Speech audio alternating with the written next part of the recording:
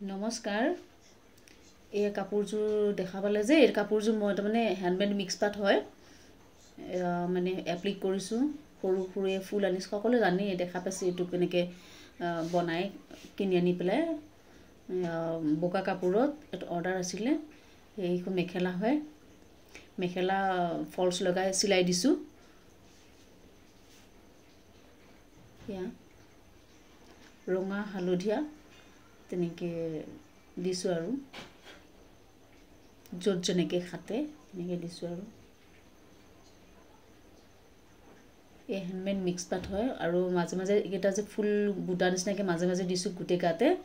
এইকেইটা মই অকল আঠা দিয়াই নাই মই আঠা দি পেলাই চিলাইও দিছোঁ আৰু প্ৰতিটো বস্তুৱে মই চিলাই দিছোঁ কাৰণ কিয় আঠা লগাই দিলে এৰি নাযায় কিন্তু ভয় লাগে ন অকণমান এৰি যাব বুলি এইকাৰণে মই কি কৰিছোঁ চিলাইও দিছোঁ তেওঁ ক'লে মানে নীলাটো বেছি দিবলৈ সেইকাৰণে মানে নীলাটো বেছিকৈ দিছোঁ আৰু এই গোটেই চাদৰখন মেখেলাখন এনেকৈ এয়া ভাল লাগিছে যদি লাইক কৰিব শ্বেয়াৰ কৰিব আৰু মোৰ চেনেলটো প্লিজ ছাবস্ক্ৰাইব কৰিব আৰু এইটো হ'ল ব্লাউজ পিচ ব্লাউজৰ হাতত পৰাকৈ দিছোঁ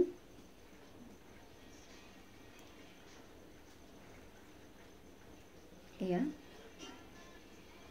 আৰু এই হেণ্ডমেড মিক্স পাট কাপোৰখিনি মানে বহুত বেছি ভাল হয় আহল বহল হয় ব্লাউজটো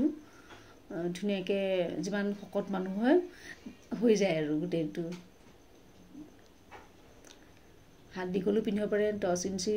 দীঘলকৈ পিন্ধিব পাৰে এই কাপোৰযোৰ পিন্ধি পেলাই তেওঁ ফটো দিলে এয়া তেওঁ বহুত ভাল পাইছে কাপোৰযোৰ মানে পাই পেলাই তেওঁ যেনেকৈ ডিজাইন দিছে তেনেকৈ ডিজাইন দিলোঁ ন বুকুত পৰাকৈও দিলোঁ গোটেইখিনি আৰু তেওঁ মানে পচন্দ হৈছে